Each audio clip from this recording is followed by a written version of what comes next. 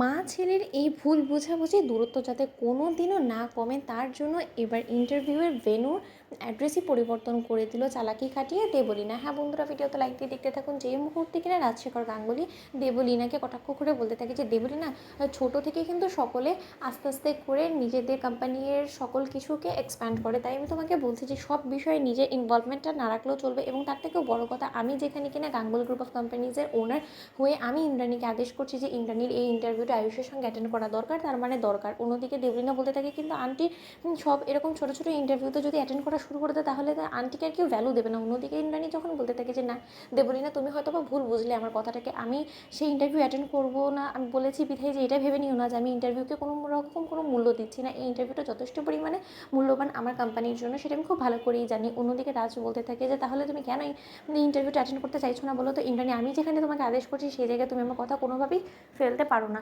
অন্যদিকে যখন এই কথায় এক পর্যায়ে বাধ্য হয়ে যখন কিনা ইন্দ্রাণী বলতে থাকে আচ্ছা ঠিক আছে রাজ, আমি তোমার কথায় রাজি হলাম।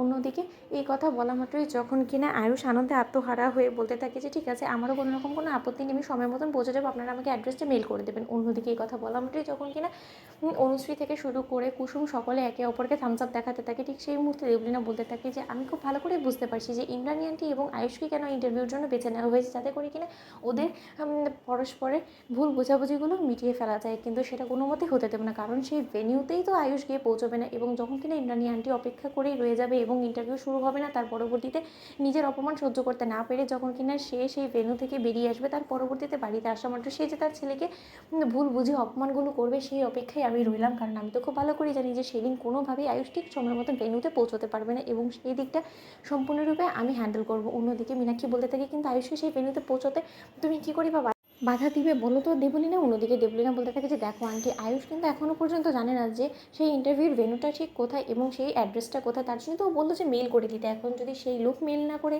যদি অন্য কেউ ওকে মেল করে ভুল অ্যাড্রেসে পাঠিয়ে দেয় এবং সেখান থেকে যদি সেই ভেন্যুতে পৌঁছতে ওর অনেকটা লেট হয়ে যায়, তার পরবর্তীতে ভেন্যুর সময়ে যদি ফুরিয়ে আসে, তখন আয়ুষ সেই ভেন্যুতে পৌঁছলেই বা কী উদ্ধার করতে পারবে বলো তো। এবং অতঃপর কী হবে যে মা ছেলে এসে আবারও যুদ্ধে লেগে পড়বে এবং আয়ুষকে ভুল বুঝে ইন্দ্রাণী গাঙ্গুলি এটাই বুঝে নেবে যে হয়তো বা আয়ুষ কোনোভাবে ওর মায়ের সাথে ইন্টারভিউটা অ্যাটেন্ড করতে চায় না, বিধায় আয়ুষ ইচ্ছাকৃতভাবে মিথ্যে কথা বলে ভেন্যুর অ্যাড্রেস পরিবর্তনের কথাটা বলেছে। নিশ্চয়ই তুমি বুঝতে পারছো যে আমি কী বলার চেষ্টা করছি। ঠিক সেই মুহূর্তে যখন কিনা অবশেষে সেই ইন্টারভিউর দিন সকলেকে একসঙ্গে নিয়ে যখন কিনা ইন্দ্রাণী গাঙ্গুলি সেই ইন্টারভিউয়ের ভেন্যুতে যাওয়ার প্রস্তুতি নিয়ে রওনা হয়ে যায়, ঠিক তার পর মুহূর্তেই ঈশান যখন বলতে থাকে যে বাবা ভাইদা বলেছে অফিস থেকে ও ডিরেক্ট সেখানে চলে যাবে, ঠিক সেই মুহূর্তে ইন্টারভিউয়ের সেই ভেন্যুতে ইন্দ্রাণী গাঙ্গুলিকে নিয়ে পৌঁছানো মাত্রই দেবলীনা ভুল অ্যাড্রেস দিয়ে দেয় আয়ুষকে। তো বন্ধুরা লাইক শেয়ার করে সাবস্ক্রাইব করুন।